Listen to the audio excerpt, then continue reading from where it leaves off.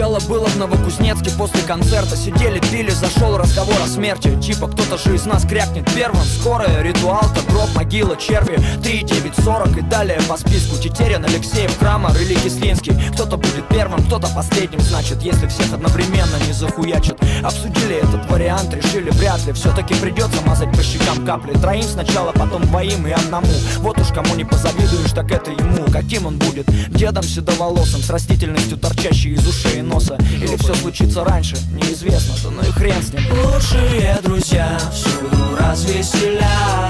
С ними все равно, рай, земля или ад. С ними ты везде будешь счастлив и рад. Но мертвые друзья — это грустный расклад. Лучшие друзья всюду развеселят. С ними все равно, рай, земля или ад. С ними ты везде будешь счастлив и рад. Но мертвые друзья — это грустный расклад. Наш басист Саша Кислый, реальный профи по части настоящей рок-н-ролльной философии. На любую ситуацию в жизни этой у него есть два универсальных ответа. Это может шокировать тех, кто не знаком с Саньком. Но если ему скажешь: Сань, сгорел твой дом, какой бы ни был на лице твоем эмоций, Шторм Шурик тебе ответит фразой: ну и что? по мне так это правильное отношение ко всем проблемам, не имеющим решения. А если все же что-то можно еще исправить, скорее всего, Саша делать ничего